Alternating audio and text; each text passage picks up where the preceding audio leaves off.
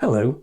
In 1155, Henry II issued a royal charter formally establishing for trade and military purposes the Confederation of Cinque Ports: New Romney, Hythe, Dover, Sandwich and Hastings. Rye and Winchelsea, initially involved via Hastings, later became full members of the Confederation, and there were links with other towns and villages in the area. The charter refers to the freemen of the ports, the portsmen, as barons, entitled to send representatives to Parliament. In return for this, and a range of rights, statutory privileges and a degree of self-government, the Cinque Ports had a corporate duty to maintain ships for the King's use on 15 days each year. Among the rights granted the ports were tax exemptions, the right to levy a toll on goods passing through, and jurisdiction in their own courts, privileges that were exceptional for the time and a reflection of the importance the Crown, without a formal standing navy, attached to the deal. Overseeing arrangements for the Crown was an official known as the Keeper of the Coast. In the mid-13th century, the post became that of Lord Warden, and was combined with the constableship of Dover Castle. By 1305, the Cinque Ports had their own coat of arms, featuring 3 ships coupled to the 3 lions of Plantagenet, England. After the arms attributed to the first Earl of Worcester, only the second heraldic emblem in England, well before the City of London acquired their coat of arms. The concessions granted to the Cinque Ports allowed them significant control of cross-channel trade. The peak of the port's power was the 13th century. Afterwards, a variety of factors contributed to a gradual decline. Hythe lost its harbour to silting. The Rother estuary changed course, leaving New Romney stranded inland. A changing coastline separated the towns of Sandwich and Rye from their respective harbours. Hastings, with no natural harbour, suffered from storm damage. In 1902, Rudyard Kipling wrote of ports of stranded pride.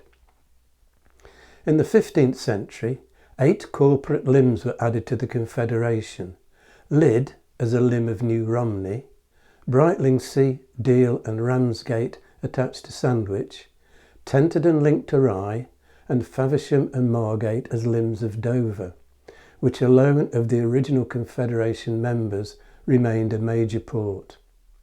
In addition to environmental impact on Hythe, New Romney, Sandwich and Rye, the development of shipbuilding elsewhere, notably at Bristol and Liverpool, the growth of ports such as Southampton, Chichester and Plymouth, and the establishment of royal dockyards in the Tudor period at Chatham, Portsmouth, Greenwich, Woolwich and Deptford combined to reduce the importance of the Cinque Ports.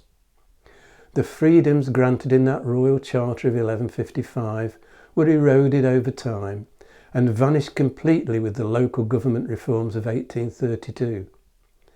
Today, 14 towns still belong to the Confederation. 1 or 2 traditions of a ceremonial nature have been retained. The title of Lord Warden, for example, is now purely honorary, but comes with an official residence, Warmer Castle near Deal.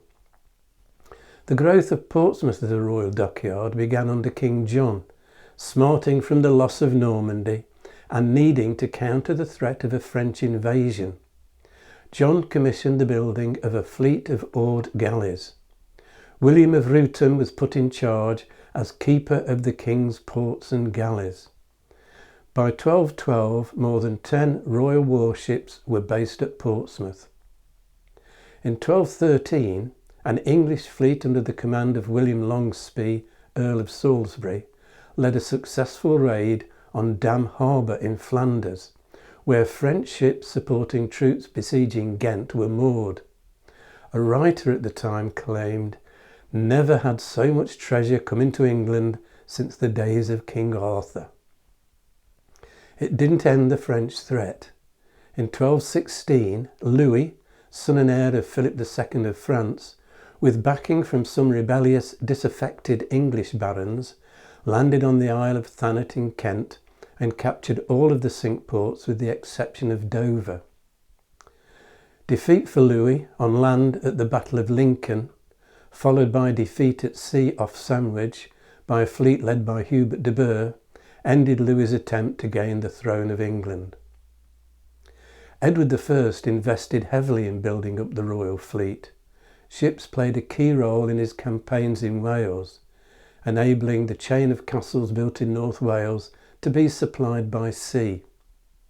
At this stage, we're still talking about oared galleys of the traditional longship design, but from around 1300, these began to be replaced in the royal fleet by cogs, almost tub-shaped round ships, with raised castle-like structures at the bow and stern, the forecastle or forecastle and aftercastle, platforms for use by archers to fire on enemy vessels.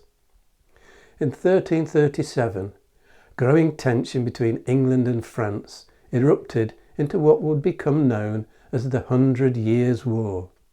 That will be my topic next time. If you've enjoyed this video, hit the like and subscribe buttons and click on the notification bell to be informed when the next video is available, or you can subscribe by clicking on the rose window over my shoulder.